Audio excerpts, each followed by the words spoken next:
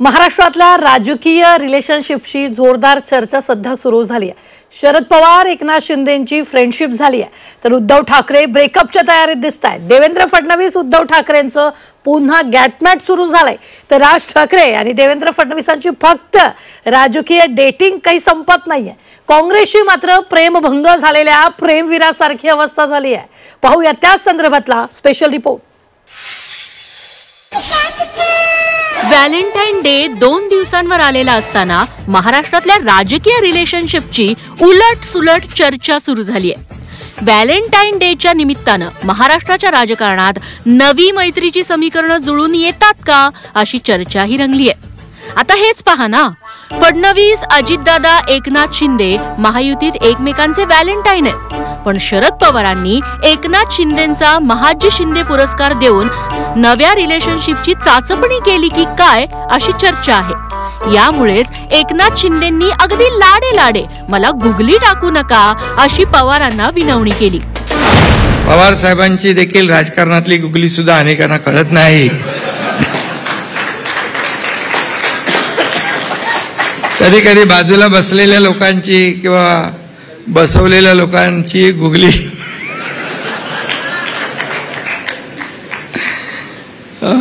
पण माझ्याबद्दल थोडं मी वेगळं सांगतो।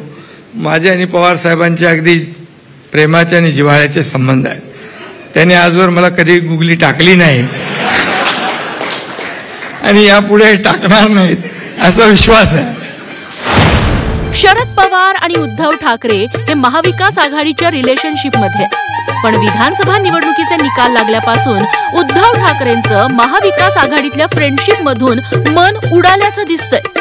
2019 पासून फडणवीसांचं तोंडही पाहण्यास उत्सुक नसलेल्या उद्धव ठाकरेंनी फडणवीसांच्या जाहीर गाठी भेटी सुरू केल्यात। एवढंच नाही तर अधूनमधून संजय राऊत, देवेंद्र फडणवीसांच्या कौतुकाचे दोहे गातच असतात। उद्धव ठाकरेंच्या भेटी कमी की काय, मिलिंद नार्वेकर, अनिल परब अधूनमधून फडणवीसांच्या भेटी घेत असतात। मागे एकदा तर पराग अळवणींच्या मुलाच्या लग्नात नार्वेकरांनी भाजप नेते चंद्रकांत पाटलांना तुटलेलं जुनं नातं जुळेल का असं विचारूनच टाकलं। फडणवीसांचं हे फक्त उद्धव ठाकरेंचीच गॅटमॅट सुरू आहे का, तर नाही। फडणवीसांचं अजित पवारांशी आजकाल खूपच गुळपीट जमलंय बरं का। अजितदादा आणि देवेंद्र फडणवीस यांच्यातला संवाद खूपच वाढलाय। या गोड संवादामुळे एकनाथ शिंदेंना उगाचच वेगळं काढल्यासारखं वाटतंय।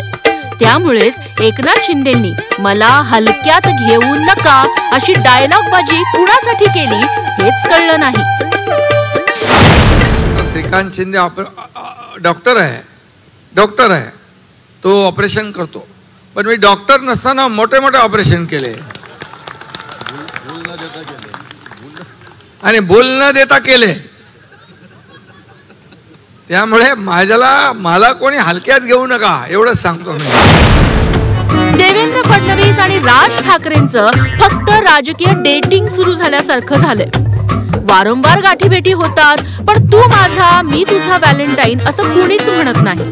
त्यांच्या फलनिष्पत्ती न होणाऱ्या भेटीगाठी पाहून कायम सिंगलच्या भूमिकेत असलेली काँग्रेस एकदाचा जमवा बाबा असं सांगू लागली आहे। पोहे खाण्याचा, चहा पिण्याचा कार्यक्रम बरेच दिवस झाले आम्ही बघतो।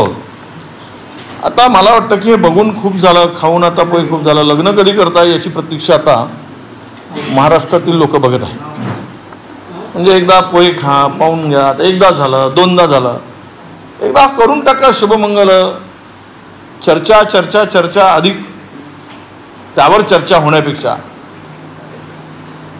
देऊन घेऊन मोकळं होणं परवडलं असा आमचा त्यांना सल्ला आहे। छुपके छुपके प्यार कितने दिन चलेगा, जरा खुल के आओ, लोगों को भी पता चले कि तुम्हारे प्यार में कितना दम है।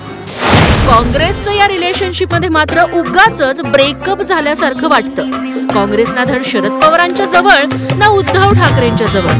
व्हॅलेंटाईन डेच्या तोंडावर प्रेमभंग झालेल्या प्रियकरासारखी काँग्रेसची अवस्था झाल्याचं दिसतंय।